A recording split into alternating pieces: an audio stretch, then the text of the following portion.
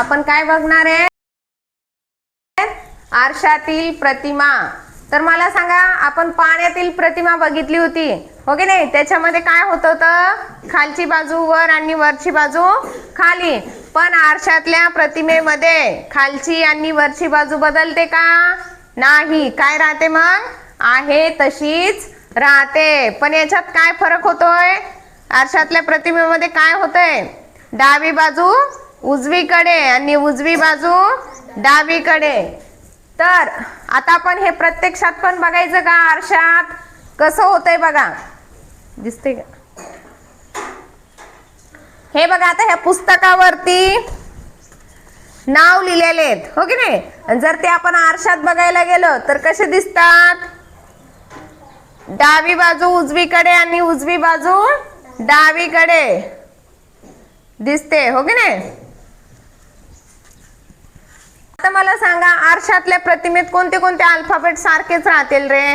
म्हणजे आरशात जरी बघितले आणि खरोखर म्हणजे आहे ते पण सेमच राहतील. समजा आता मी ए काढलं इथं, मला सांगा आता याची डावी आणि उजवी बाजू कशी आहे?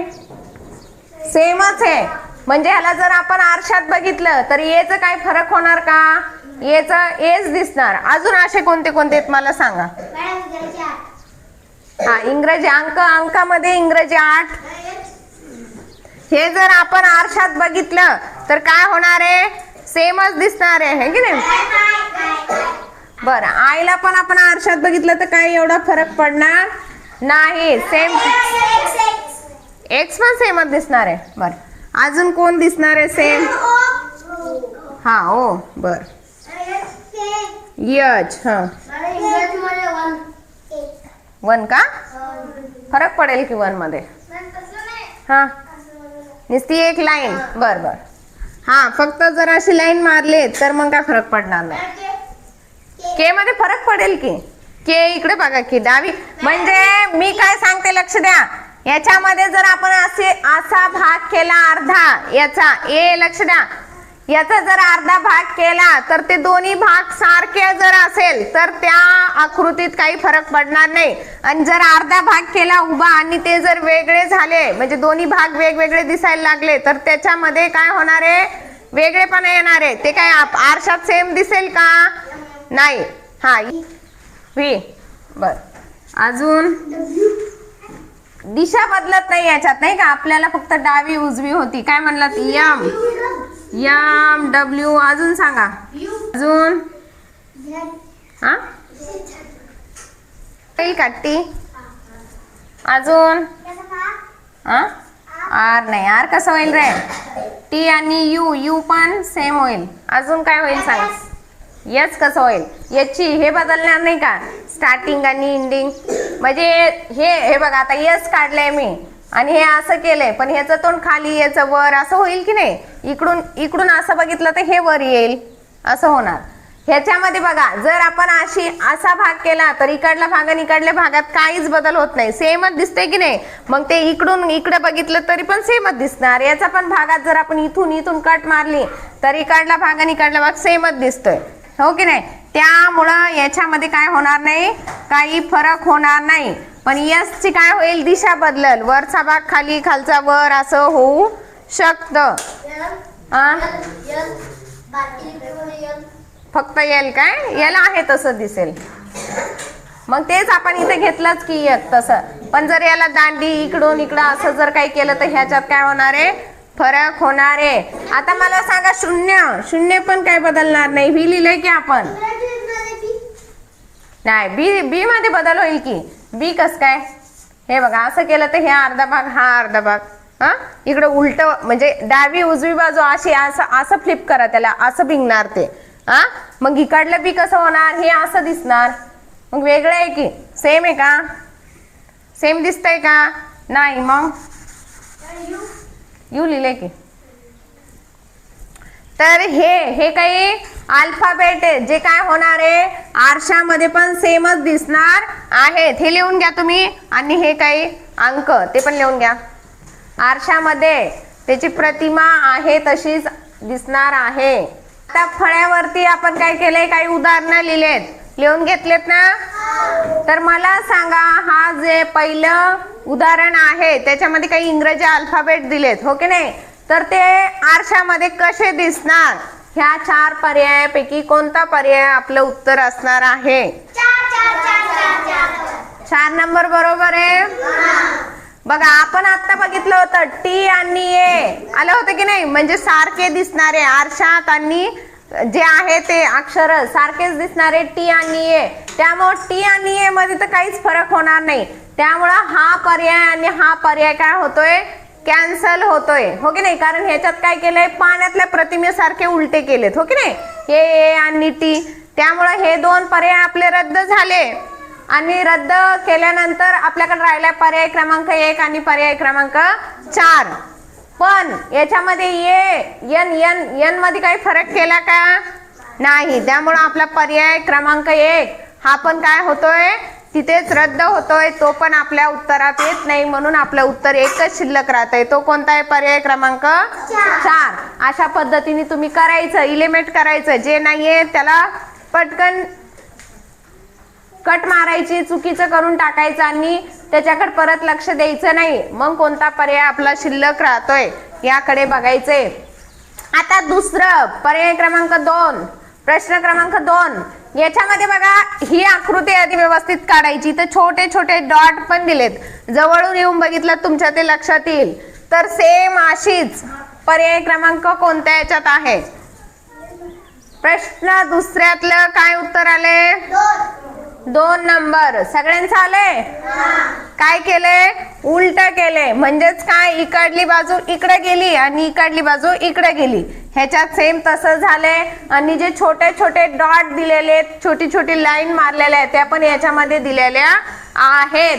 हा आणि हा पर्याय जवळपास सारखाच दिसतो, सेमच आहे, दिसतोय की नाही? पण ह्याच्यामध्ये छोटाले डॉट मारलेत आणि याच्यात मारले नाही. त्यामुळं पर्याय क्रमांक 3 लांबून जरी तुम्हाला वाटत असेल तरी पर्याय क्रमांक 3 उत्तर येणार नाही.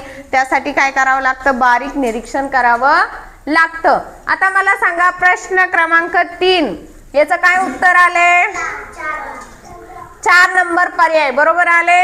याच्यामध्ये पण काय केलंय? फक्त फ्लिप केलंय. डावी उजव्या बाजूला, उजवी बाजू डावीकडे आणि डावी बाजू उजवीकडे केली आणि पर्याय क्रमांक 4 आपलं उत्तर आलेलं आहे. प्रश्न क्रमांक 4, 4 नंबरच्याच काय उत्तर आले? 1 आले उत्तर बरोबर. फक्त हितली बाजू उचलून अशी मांडायची, डावी उजवी होऊन जाते. हे सगळे बाण जे आहे त्याची दिशा जी आहे ती काय होणार आहे? इकडल्या साईडला येणार आहे. जर तुम्हाला लई कन्फ्युजन होत असेल, बघा इकडली साईड इकडे आली म्हणजे सेमच दिले, बाणाची दिशा बदललेली नाही. त्यामुळे हे पण चुकतंय. इथं काहीतरी एक एक्स्ट्राच बाण दिलाय, हो की नाही? हे पण डिलीट होणार, हे दोन्ही पण येणार नाहीत. आणि हे याच्यामध्ये काय केलंय बघा, इथं दोन्हीकडे पण गोलच केलंय आणि इकडे दोन्हीकडे पण बाणच केले. त्यामुळे हे पण जागेवरच रद्द होतंय. राहिलं फक्त पर्याय क्रमांक 1. हेच आपलं काय असणार आहे?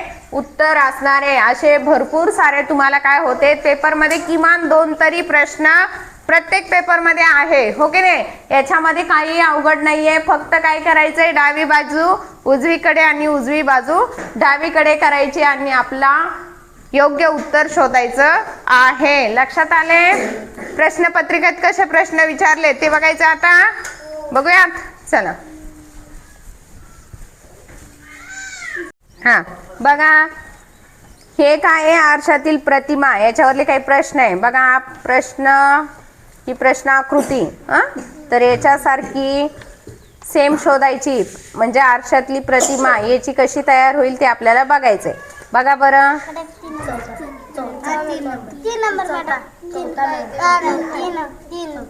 4 का 3 नंबर?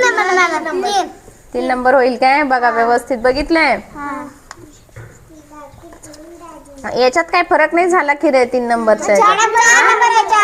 ही आकृती आहे असंच राहिलं. कोणती असणार आहे? 4 नंबर. म्हणजे हे पण काय झालं पाहिजे? उजवी बाजू डावीकडे गेली पाहिजे आणि डावी बाजू उजवीकडे आली पाहिजे. कोणता पर्याय येणार मग? 4 नंबर. व्यवस्थित बघायचंय, त्याच्याशिवाय सांगायचं नाही. आता बघा त्याच्या खालचा प्रश्न बघा. याच्यामध्ये काही अल्फाबेट, अंक, मराठी, मुळाक्षर हे सगळंच तिन्ही पण दिले बघा पटकन. फक्त काय करायचंय, उजवी बाजू डावीकडं, डावी उजवीकड. पाण्यातल्या प्रतिमेसारखं वर खाली होणार नाही, त्याच्यामुळे प्रश्न पर्याय दुसरा तर हे होणार. पर्याय क्रमांक 1 नाही ना, कसं काय? अरे अरे इकडे लक्ष द्या. जेव्हा उजवी बाजू डावीकड करणार तेव्हा हे लास्टचं काय होणार आहे, 1 नंबरला येणार आहे, हो की नाही? उजवा इकडे करता 1 नंबर प यायला पाहिजे ना, मग प, मग 7 बघू 1 मिनिट, आणि मग जी असं यायला पाहिजे. पर्याय क्रमांक 3 हे तुम्ही नीट लक्षात ठेवायचंय. आता दुसऱ्या पेपर मधलं बघा, व पण उलट होणार ना, 4 नंबर येत नाही. अरे म पण उलट होणार ना, याच्यात म कुठं उलट झालंय? काय येणार? पर्याय क्रमांक 2. नीट लक्ष द्यायचंय. 1 नंबर, 2 नंबर, 3 नंबर, 4 नंबर नाही करायचा. चला पुढचं सांगा. याच्यामध्ये पण नीट लक्ष द्या. हे बघा, याच्यातला तिसरा पर्याय तर सगळ्यात आधी कट होतोय, हो की नाही? खालचं वर होत नाही, फक्त उजवी बाजू डावीकडे जाते. तर आता ही उजवी बाजू डावीकडे जाणार म्हणजे हे जे इकडल्या साईडला ते इकडल्या साईडला पाहिजे. तर बघा असं कुठे, हे बघा याच्यातलं इथं आणि इथं सेमच आहे, त्यामुळे हे पण चूक होणार. आता फक्त पहिला आणि चौथा नीट बघा. थांबा थांबा, पहिला कसा रे? इकडे बघा, हे इथं इथंच राहिले की ही बाजू बदलली का? पर्याय क्रमांक 4. ऑब्झर्वेशन नीट करायचंय, त्याच्याशिवाय होणार नाही. आता बघा याच्यामध्ये भारत नाव आहे, कसं होणार याचं? भारत म्हणजे त आधी, मग र पण उलट आणि भ पण उलट. आता ही जी एक आकृती काढून दाखवली, ह्या आकृतीला काय करायचंय? आरशातील प्रतिमा शोधायची. हिची पण तिचं कसं होणार?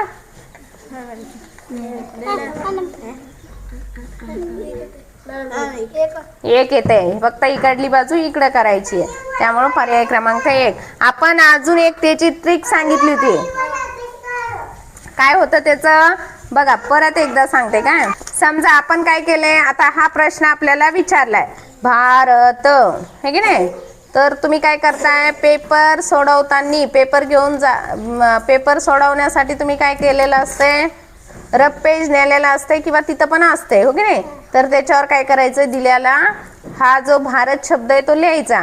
आणि आता आरशातली प्रतिमा शोधायची म्हणून काय करायचंय, डावी बाजू उजवीकडे आणि उजवी बाजू डावीकडे करायची आहे. त्यामुळं फक्त काय करावं लागणार आहे आपल्याला, डावी बाजू उजवीकड, म्हणजेच काय करायचं, याला डावी उजवीकड करायची. म्हणजे छोटीशी एक घडी डाव्या उजव्या बाजूला केलं की आपल्याला काय होतंय, आपलं इथं शब्द उमटलेला दिसतोय. आणि जर त्याला आपण गिरवलं किंवा तसं सुद्धा आपल्याला दिसेल लगेच ते, तर हे काय असणार आहे आपलं उत्तर. तर कोणता पर्याय येतोय असा? भारत. पर्याय क्रमांक 3. असंच तुम्ही आकृतीचं सुद्धा करू शकता. जर आकृतीमध्ये दाखवलेली आकृती कशी बघा, आता ही अशी आकृती काढलेली आपण सोपी आहे, आपण लगेच काढू शकतो किंवा डायरेक्ट उत्तर पण काढू शकतो. पण ही ट्रिक जरी तुम्ही वापरली तर तुम्हाला काय होणार आहे, एकदम ॲक्युरेट असं उत्तर मिळणार आहे, हो की नाही? इथं पण एक छोटंसं काढलंय, असं काढलेलं आहे, ठीक आहे? तर याचं काय करायचंय, फक्त खाली पलटी मारायची आणि हुबेहूब असं कुठं दिसतंय, इथं उमटलेलं लगेच दिसतंयच, हो की नाही? तर असंच उमटलेलं हे याच्यासारखं आहे असं तुम्हाला लगेच लक्षात येतं. हीच ट्रिक तुम्ही जर पाण्यातलं विचारलं, समजा हे भारत असा शब्द दिलाय आणि हा पाण्यात कसा दिसेल असं विचारलं, तर फक्त तुम्हाला वरची बाजू खाली आणि खालची बाजू वर करायची असते. तर फक्त वरून तुम्हाला थोडंसं फोल्ड केलं की लगेच इथं काय होतंय, शब्द दिसणार आहे. तर तो तुम्ही काय करू शकता, गिरवू शकता आणि लगेच तुमचं उत्तर तुम्हाला भेटेल. काय करायचंय, फक्त गिरवताना थोडंसं डार्क गिरवायचं, म्हणजे ते काय होतंय, खाली उमटतंय, है की नाही? आता बघा दिसतंय की नाही? तर सेम तसं तुम्ही काय करू शकता, गिरवू शकता आणि तुमचा शब्द काय होणार आहे, तयार होणार आहे.